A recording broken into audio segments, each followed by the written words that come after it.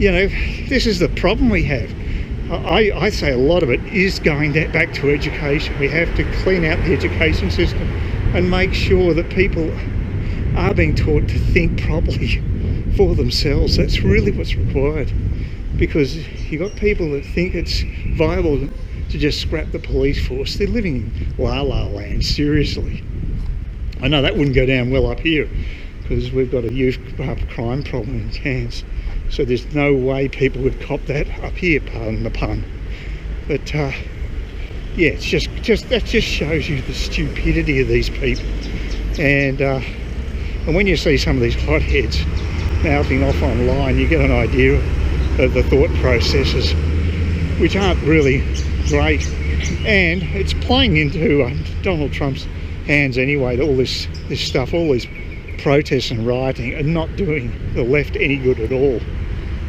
The people on Twitter might think it's all wonderful and they're changing the world, but luckily the Twitterati aren't the real world. Thank God for that. What a world it would be if those morons were actually in control. So, yeah, it's still spinning. A bit of moisture. It's cool. It's changeable weather at the moment. But, the good news, well, the pier is open apparently, the pier pub. Now that's weird because that's a larger venue than PJ's. I would have thought PJ's would be first, but PJ's is slotted to open next Friday. And again, I don't know if you can just front up and have a drink. I don't know if it's like the old days. It probably isn't. I think you have to actually book a table, and you may have to eat as well. So many unknowns. I just don't know what the situation is with shutdown. I mean, it's bad enough here, but God, it's even worse in a place like Spain. It's a real dog's breakfast of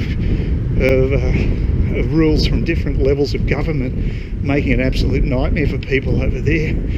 The Philippines is pretty bad too. I've watched a few blogs from both of those countries, and yeah, they're not doing so well. So, you know, I know I've bitched a lot about how things are here, but my biggest gripe, as you know, is not being able to travel interstate. You know, I really want to be able to swing this trip to Vietnam. I don't know if it's viable this year at all, but I'm going to try and hopefully get back there in the next month or two.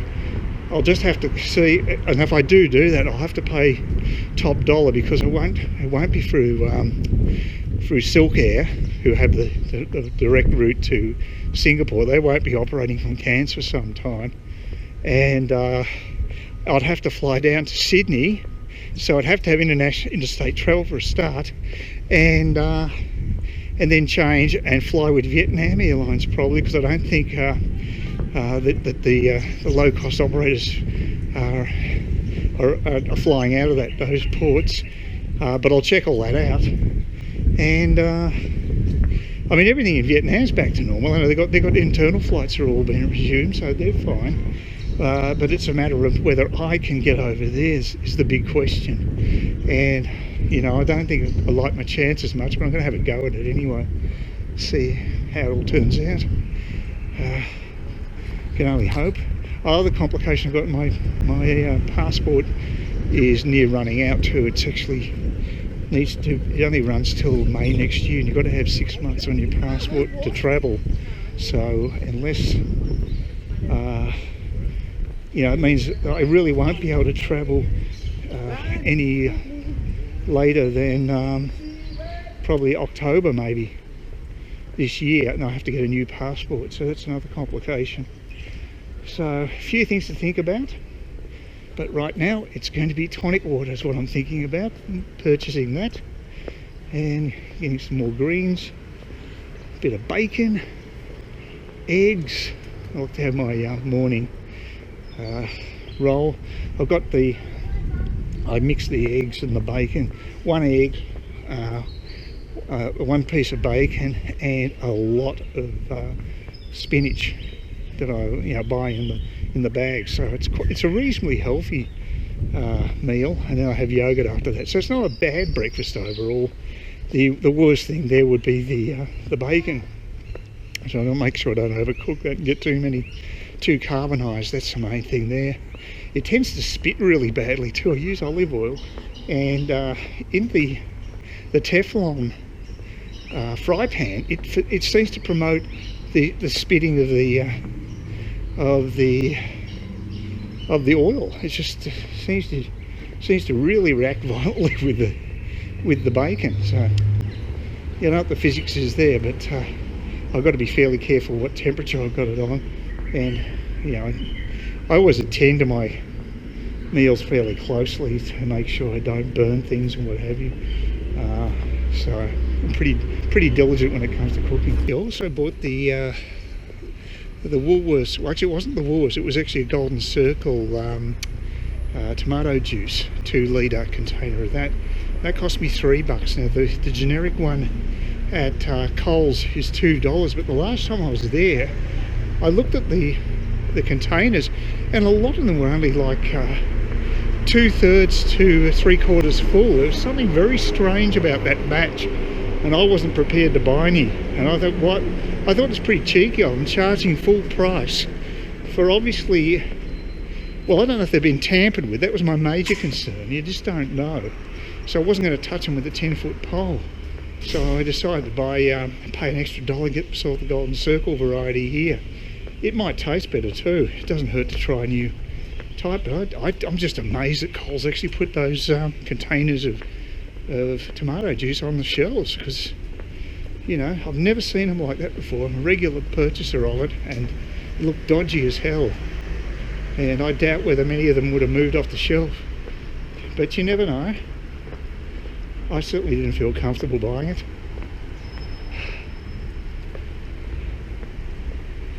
Whew. Yeah, no, there's a few people out and about, a few family groups,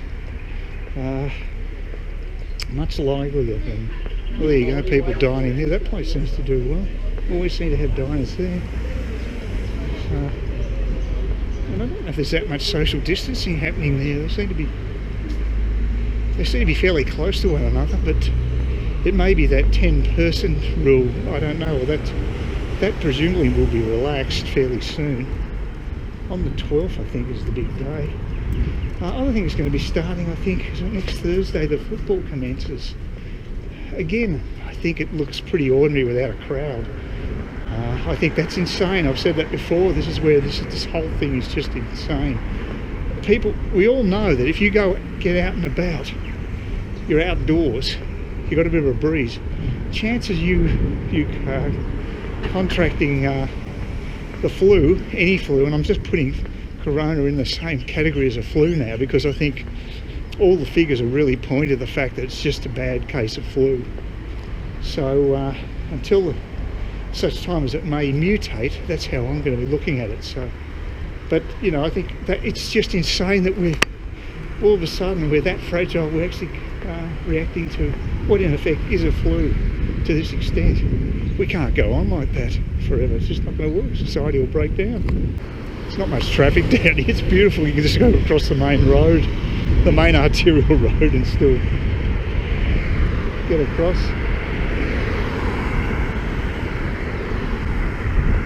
Not difficult. One of the charms of living in a provincial city. That's not so charming.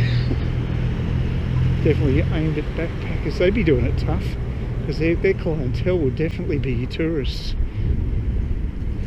And got the expensive bike shop over there. Spent, in my opinion anyway. The good value ones packed up, and now's a vacant store like so many others around here. I think they're based in Smithfield, but they don't have a store here, unfortunately.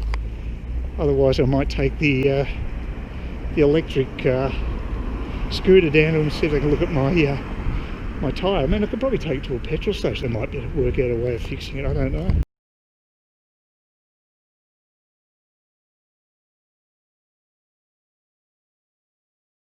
Yeah, for those who are wondering, no, I haven't done anything about the toilet. I looked at the main tap. I think I know where it looked pretty solid, so I don't know if I'll be able to. I've got a shifter. I don't know if it'll actually budge if I try using it. I might have a go at it today, see how adventurous I feel, but it's not something it's not in my comfort zone to do plumbing, I'll tell you that right now. But I might do it. I'm a bit like my old man. He wasn't much of a tinkerer either. He was a used truck salesman. Actually did pretty well at it too. Worked for British Motors in South Melbourne, and then he actually branched out into running his own business, and got my mum to work with him in a partnership. So she did all the office work and he did the sales stuff. So, but what's interesting about my old man is he had a secret side to him. Well, not super secret. He used to do ventriloquy. He was had a vent doll, Reggie, and he used to do that. He used to do all the vaudeville stuff, and he knew a few of the people who were breaking into TV back in the early 60s. He'd worked with them, so he had a few connections. And but one thing he kept really quiet about, he played a character on a sort of a radio sitcom, I guess you'd call it, called Yes What. It's sort of like a very old school sort of slapstickish type comedy, very exaggerated characters, and but he wasn't the most talkative dad on earth. But one day I actually discovered that he'd actually been a character on this show that I'd actually heard. They did a bit of they had a retro of this series on one of the radio stations, and blow me down, one of the character voices was my old man. So there you go. So we have that in common. I've sort of always been interested in writing and received a couple of film grants. I even went to LA with my writing partner in 1987. Hated the city. I was there for 11 weeks, and but we did actually get an agent to represent us, but because we weren't living in America, it made it very hard to consolidate the position. I wish I had now. I wish I'd stayed there, because I've always never had a problem with writer's block. It's never been an issue for me. I've always had plenty of ideas. My technique mightn't be the best on earth, but it was good enough to get government funding to write first drafts and what have you, screenplays. And I even did a couple of sitcom episodes here in Australia, but wrote those, but they were never telecast. They were backup episodes, but they paid me guild rates, so it's about $5,500 to write each episode, so that was all right. I ended up going to the production office, and all the actors were there. Saw John English, Rebecca Gibney. I didn't even know Rebecca Gibney from a bar soap. I've never watched her stuff, but of course I knew John English through his singing. He seemed like a nice enough guy, and yeah, that was an interesting experience, going down to Channel 9 in the old Channel 9 studios, Bendigo Street, and dropping off the scripts and things. Pity I couldn't have made it last, but it wasn't exactly my type of show, this sitcom. It's called All Together now. I don't know if you remember it, but they made a couple of series of it, and like I say, it was just nice to get the kudos of being paid. Please consider subscribing to my channel if you think there's anything there of use to you, or entertainment or whatever.